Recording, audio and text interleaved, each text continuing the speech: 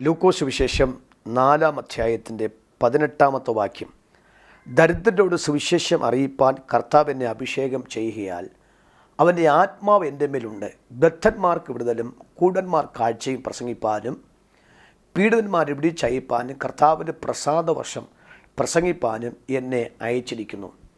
വാത്സല്യ ശോഭി ജോർജ് എന്ന് പറയുന്ന അനുഗ്രഹിക്കപ്പെട്ട പ്രിയ ആൻറ്റി ആഴമേറിയ ദുഃഖത്തിൽ കൂടി യാത്ര പുറപ്പെട്ട 2 മക്കൾ 2 വർഷത്തിന് ഓരോ വർഷത്തിൻ്റെ ഗ്യാപ്പിനകത്ത് നഷ്ടം സംഭവിച്ച് പ്രിയ ശോഭി ആൻറ്റിയും പ്രിയ ജോർജാനും വളരെ ദുഃഖത്തിൻ്റെ ആഴത്തിൽ കൂടിയാണ് അവർ യാത്ര പുറപ്പെട്ടത്.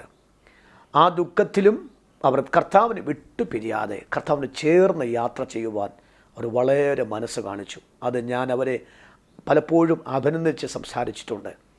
അതിന് നടുവിലും പാട്ടുകൾ പാടിയും ദൂത് കേട്ടും വചനത്തിൻ്റെ വെളിപ്പാട് പ്രാപിച്ചാണ് അവരാശ്വാസം കണ്ടെത്തി ഇതുവരെ എത്തുവാടിയാക്കിയത്.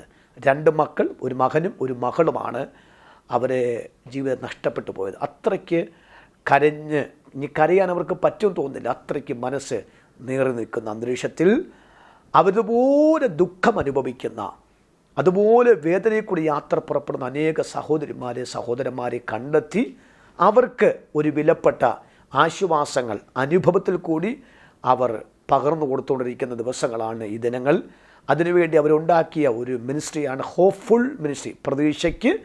പ്രതീക്ഷ നിറവിലേക്ക് ജനത്തെ കൊണ്ടുവരിക. ആ ഹോപ്പ്ഫുൾ മിനിസ്ട്രി അനേകർക്ക് അനുഗ്രഹമായിരിക്കുന്നു, ആശ്വാസമായിരിക്കുന്നു. അതിൽ ചില എപ്പിസോഡുകൾ ശുശ്രൂഷിപ്പാൻ തക്കവണ്ണം എനിക്കും അവസരം ഒരുക്കി അവരെ പാർപ്പിടത്തിൽ പോയി പാർത്ത് അവർ നല്ല സേവനം അനുഭവിപ്പാൻ എനിക്കും അവസരം ഒരുക്കിയിട്ടുണ്ട്.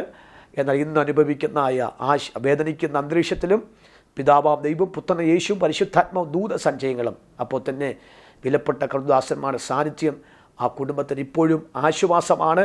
അതുകൊണ്ട് അവർക്ക് ആശ്വാസം കിട്ടിയ ആ സ്ഥാനത്ത് അവരുടെ കൂടെ അനേകർക്ക് അവരെ ആശ്വാസം പകർന്നുകൊണ്ടിരിക്കുന്നത് ഓർത്ത് ഞാൻ ദൈവത്തിന് സ്തോത്രം ചെയ്യുന്നു.